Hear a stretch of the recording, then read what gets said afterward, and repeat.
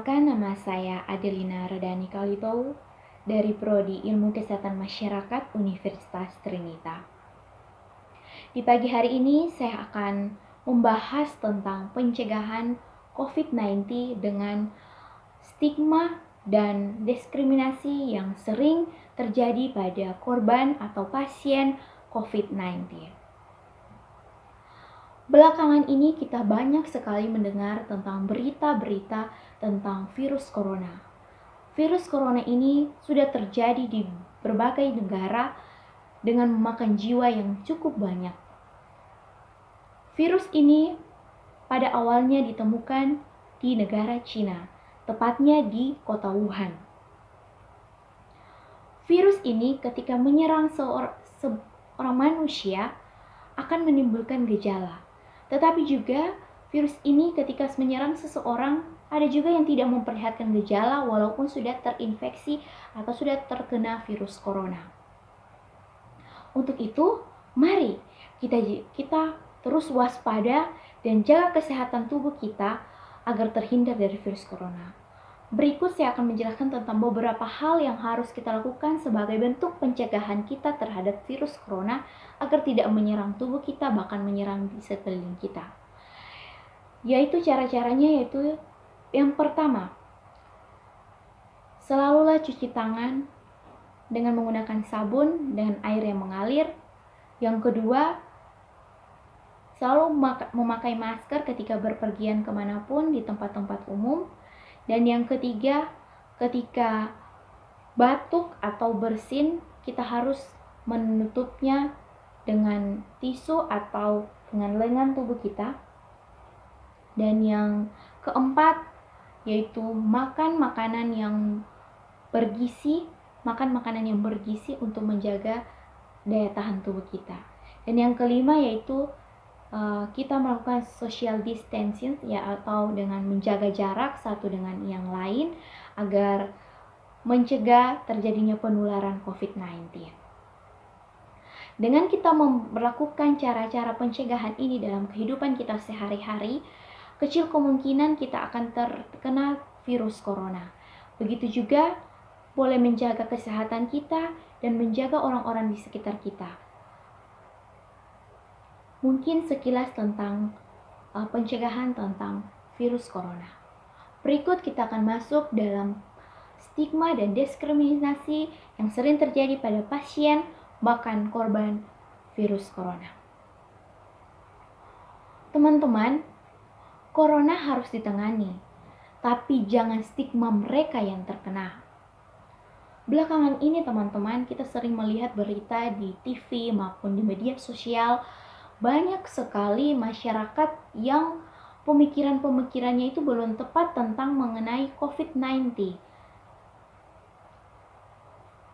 Yang pertama, berita yang kita dengar akhir-akhir ini, yaitu di Medan ada sekelompok masyarakat menolak keluarga yang menguburkan jenazah di daerah mereka. Mereka menduga akan terjadi penularan penyakit dari jenazah tersebut kepada masyarakat sehingga menolak jenazah untuk dikuburkan.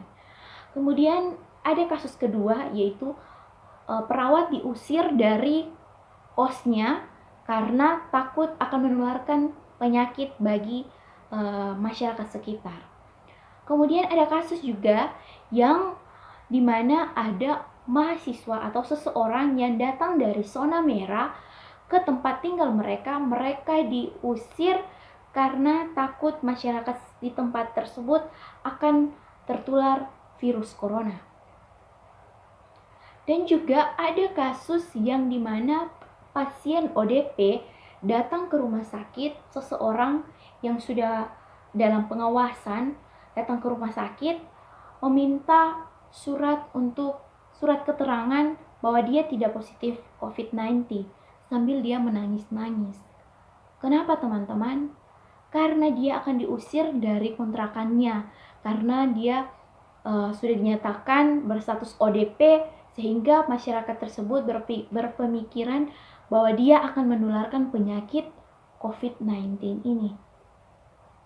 Teman-teman, di satu sisi Kasus-kasus ini membuat kesadaran dan kewaspadaan kita itu terbentuk. Namun, upaya menjaga jarak ini bukan berarti kita mengusir orang, kita menghakimi orang, bahkan kita mendiskriminasi orang. Misalnya, ketika orang menolak jenazah, ketika kita menolak perawat untuk tinggal di sekitar kita, padahal perawat itu adalah pahlawan kita. Mereka yang mengatasi, mereka yang mengobati, mereka yang berusaha untuk menyembuhkan pasien-pasien atau korban-korban COVID-19. Mereka adalah pahlawan kita. Kita tidak boleh melakukan hal seperti itu, mendiskriminasi perawat seperti itu. Nah, teman-teman, pasien ODP, PDP, mereka adalah korban. Untuk itu, mari kita bantu mereka agar mereka bisa mengisolasi diri di rumah mereka masing-masing.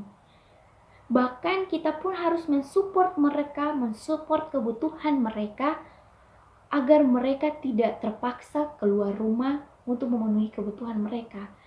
Jika mereka keluar rumah, itu sangat bahaya bagi yang lain.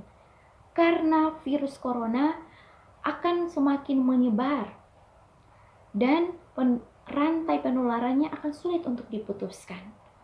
Untuk itu, mari kita mensupport pada pasien yang sudah ODP maupun PDP, mensupport kebutuhan mereka, mensupport mental mereka. Kemudian, untuk jenazah yang sudah dikuburkan itu pastinya sudah sesuai dengan protokol keamanan dari rumah sakit yang terkait yang mengurus jenazah korban virus corona. Jenazah yang sudah dikuburkan itu sudah tidak ada lagi virus di dalamnya. Karena ketika virus yang berada pada inang yang sudah mati, maka virus itu pun ikut mati. Jadi, jenazah itu berhak dikuburkan di mana saja.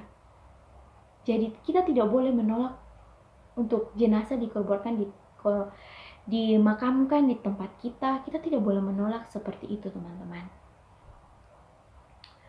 Itu artinya kita mendiskriminasi korban, bahkan keluarga dari korban COVID-19 itu, teman-teman.